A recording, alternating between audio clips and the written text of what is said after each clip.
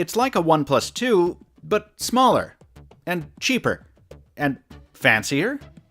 Yeah, in a way. I'm Michael Fisher with Pocket Now, and this might be the next little thing in affordable smartphones.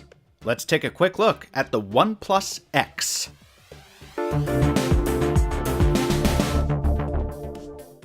I know, unboxings are so passé.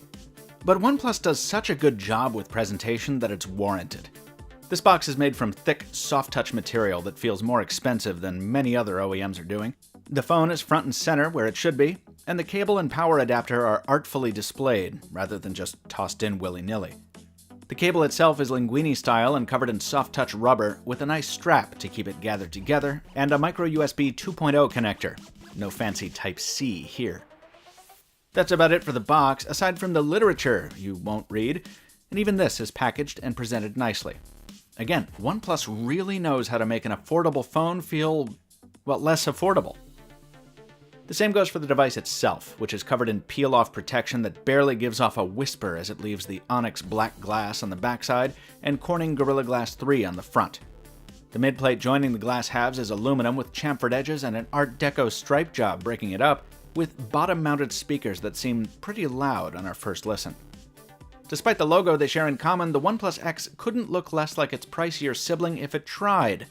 Where the OnePlus 2 is big, thick, and rough with its sandstone back, the OnePlus X, at less than 7mm thick, feels so tiny, and so fancy, and so slippery. Like many glass phones, this one will slide off any tabletop you've got, and it picks up fingerprints like a detective in an old crime novel. Sadly, it seems like a case, or at least a screen protector, will be very important for this one. The software is Oxygen OS 2.1.2, which is built on Android Lollipop, and brings all the custom flair we covered in our OnePlus 2 review.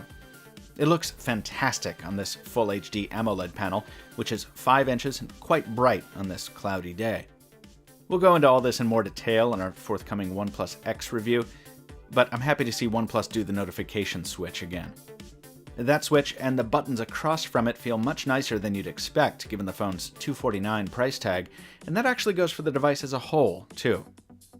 Still, that's more expensive than some of the competition at this level, so we'll be taking a critical look at the OnePlus X in the full review. In particular, I'm a little concerned about the battery life given the smallish power pack, and it remains to be seen how well the older Snapdragon 801 processor will keep up with the latest build of Oxygen OS. Finally, the lack of bands 12 and 17 will make this a non-starter for some here in the States. But my first impressions on the whole are quite positive. It's great to see any manufacturer bringing premium builds to mid-size phones, and given our largely positive experience with the OnePlus 2, I'm really excited to get to know the OnePlus X. I've talked a lot more about this phone today in a different venue. That's the Pocket Now Weekly podcast. Check it out, episode 173, if you want some more, and get caught up on our earlier OnePlus coverage here on YouTube as well. Let us know what questions you want answered in the comments and on Twitter. Pocket Now is Pocket Now, and I am at Captain2Phones. That's it for now. Till next time, this has been Michael Fisher. Thanks for watching. We'll see you next time.